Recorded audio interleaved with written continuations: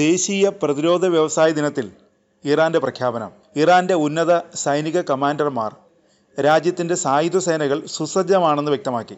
ഇസ്രായേലുമായുള്ള 12 ദിവസത്തെ യുദ്ധത്തിൽ നടത്തിയതിനേക്കാൾ കൂടുതൽ നാശകാരിയായ ആക്രമണത്തിന് പോലും മറുപടി നൽകുമെന്നും സൈന്യം പ്രഖ്യാപിച്ചു.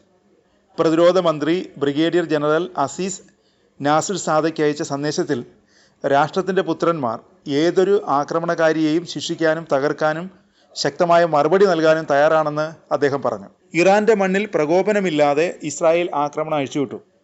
രാജ്യത്തിൻ്റെ സൈനിക, ആണവ, സിവിലിയൻ അടിസ്ഥാന സൗകര്യങ്ങൾ ലക്ഷ്യമിട്ട് ഇറാനും ഇസ്രായേലും ജൂൺ 13-നും 24-നും ഇടയിൽ ഏറ്റുമുട്ടി. ഇറാന്റെ മിസൈലുകൾ ഇസ്രായേലിൻ്റെ വ്യോമ പ്രതിരോധ ആയുധ ശേഖരത്തിൻ്റെ ഒരു പ്രധാന ഭാഗം തകർത്തു.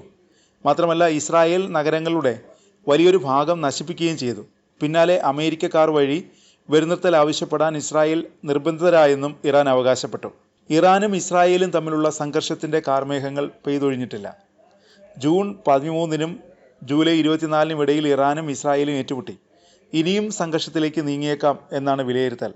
ഇരുപക്ഷവും എങ്ങനെയാവും ഇനി യുദ്ധം ചെയ്യുക എന്ന വിശകലനവും നടത്തുന്നുണ്ട്. എന്നാൽ ഇറാൻ ഇസ്രായേൽ സംഘർഷം വീണ്ടും അതിൻ്റെ മുൻ രീതിയിലേക്ക് മടങ്ങാൻ സാധ്യതയുണ്ടെന്നാണ് വിദഗ്ധരുടെ വിലയിരുത്തൽ. നിഴൽ യുദ്ധം നയിക്കാനാണ് സാധ്യതയെന്ന് വിദഗ്ധർ പറയുന്നു. കഴിഞ്ഞ 2 പതിറ്റാണ്ടുകളായി ഇരു രാജ്യങ്ങളും നിഴൽ യുദ്ധം തുടരുന്നുണ്ട്.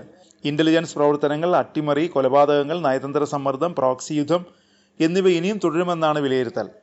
2025 ജൂലൈ 13-നാണ് ദീർഘകാലത്തെ നിഴൽ യുദ്ധത്തിന് ശേഷം ഇസ്രായേൽ ഇറാന് നേരെ നേരിട്ടുള്ള ആക്രമണം നടത്തിയത്. ആഭ്യന്തര പ്രശ്നങ്ങൾ, സാമ്പത്തിക സമ്മർദ്ദം, ഉപരോധങ്ങൾ എന്നിവയിലൂടെ ഇസ്ലാമിക് റിപ്പബ്ലിക്കിനെ അസ്ഥിരപ്പെടുത്താൻ വർഷങ്ങളോളം ശ്രമിച്ചതിന് ശേഷമാണ് ഇസ്രായേൽ ഇറാനെതിരെ നേരിട്ടുള്ള സൈനിക ആക്രമണം ആരംഭിച്ചത്. ഇറാന്റെ ആണവ പദ്ധതിയെക്കുറിച്ചുള്ള ആശങ്കകൾ ചൂണ്ടിക്കാട്ടിയായിരുന്നു ആക്രമണം.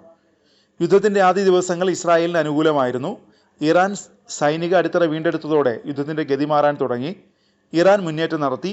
ഇതോടെ ഇസ്രായേൽ വെടിനിർത്തലിന് നിർബന്ധിതരായി എന്നാണ് ഇറാൻ അവകാശപ്പെടുന്നത്. 12 ദിവസത്തെ യുദ്ധം അവസാനിച്ചിട്ട് 2 മാസത്തിലേറെയായി. വീണ്ടും സംഘർഷം ഉണ്ടാകാനുള്ള സാധ്യത തള്ളിക്കളയാനാവില്ല. എന്നാൽ പഴയ രീതിയിലുള്ള നിഴൽ യുദ്ധം തുടരുമെന്നാണ് വിദഗ്ധർ പറയുന്നത്. അതിനിടെ ഇറാന്റെ നാവികസേന വിപുലമായ മിസൈൽ ഡ്രോൺ ഡ്രിൽ നടത്തി. ഇസ്രായേലുമായുള്ള 12 ദിവസത്തെ യുദ്ധം ഉൾപ്പെടെ സമീപ വർഷങ്ങളിലെ ഇറാന്റെ യുദ്ധ പ്രതിരോധ അനുഭവങ്ങൾ ഈ ഡ്രില്ലിൽ ഉപയോഗപ്പെടുത്തിയെന്നാണ് സൈനിക വക്താവ് അറിയിച്ചത്.